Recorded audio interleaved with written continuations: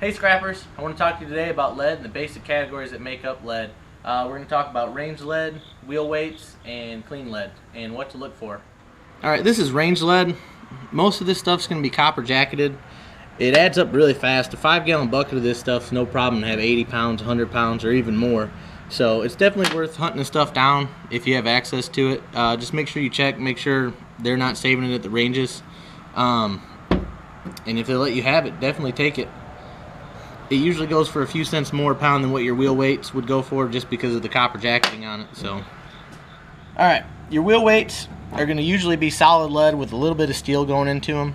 The only thing you want to watch out for with your wheel weight category is any of these newer ones that are just plastic. I'm not sure if that's a graphite in there or what it is, but these are just going to go with your steel, your shred. So make sure you keep these out of your wheel weight pile.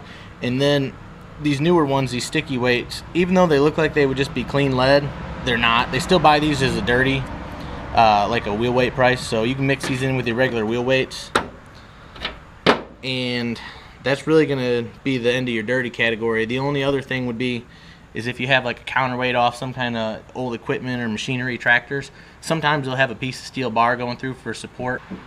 If you have enough weight like that, what they'll do is they'll just pay you a higher percentage than your regular dirty lead for that, unless you can get that lead out, which sometimes it's a pain.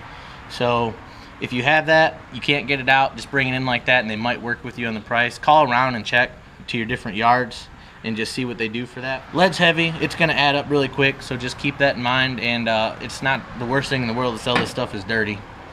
Alright scrappers, finally we got clean lead. I really don't recommend scrapping this stuff. There's a lot of people out there that'll buy this. Craigslist is a good avenue, and any of your local yard sale sites on Facebook. If you are going to sell it, a good rule of thumb is charge double whatever the scrap yards are paying on clean lead. And a lot of guys will buy this for making their own sinkers to resell, reloading for your lead for reloading bullets.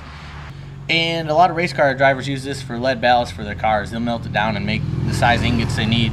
So keep that in mind. Another good way to check this stuff is it's really dense and heavy. This piece right here weighs just over 2 pounds. And then the only other thing you can really do to check it is hit it with like a knife or a screwdriver or something. And if you can scratch pretty far into it, it's more than likely going to be lead. So keep that in mind when you're scrapping, and keep your eye out for this lead, because you can make some extra money with this.